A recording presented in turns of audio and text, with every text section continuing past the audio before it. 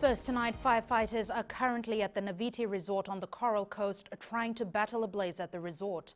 This picture was sent in by Ravandra Lal, who was passing by the resort on the Queen's Highway.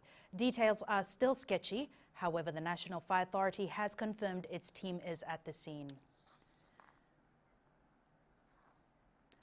Prime Minister Commodore Vorenge Bainimarama has ordered changes to the decree covering the Constitutional Commission. Today, he came to know that Ratuchoni Mandraiwiwi was part of a delegation making submissions to the Commission in direct contravention of the non-negotiable principles while he was a paid consultant for the Commission.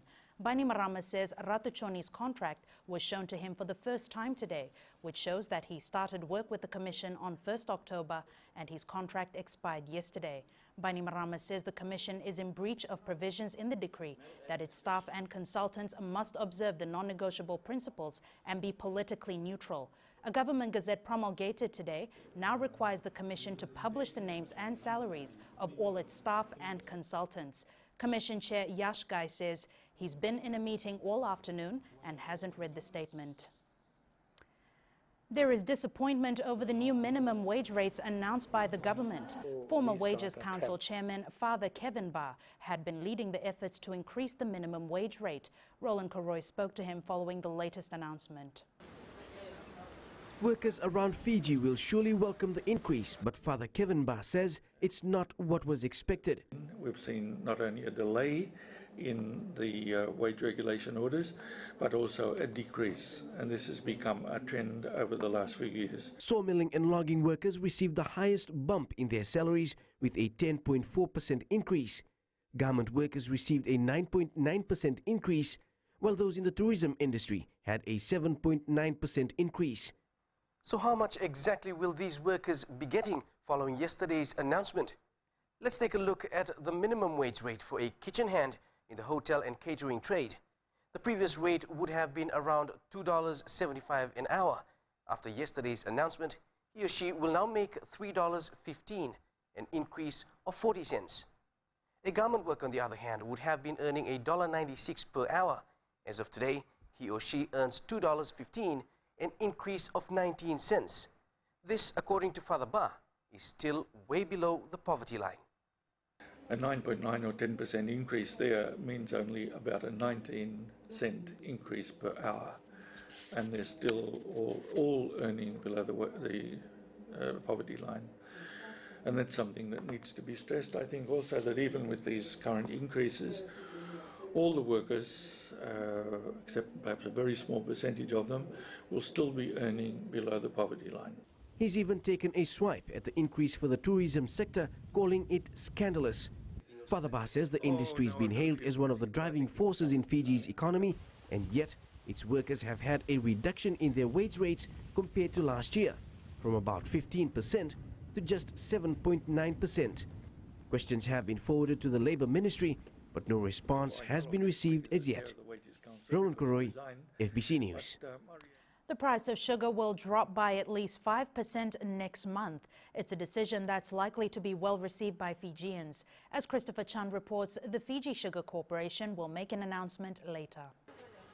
It'll be the first decrease in the price of sugar in over a year. The FBC says it's all because of improving production costs. We're looking at a decrease in about December, and that'll hopefully put a bit more dollars back into the consumer's hands. And we're looking at a reduction in price then, taking that forward. Right now, on average, 2 kilograms of sugar costs about $3.50.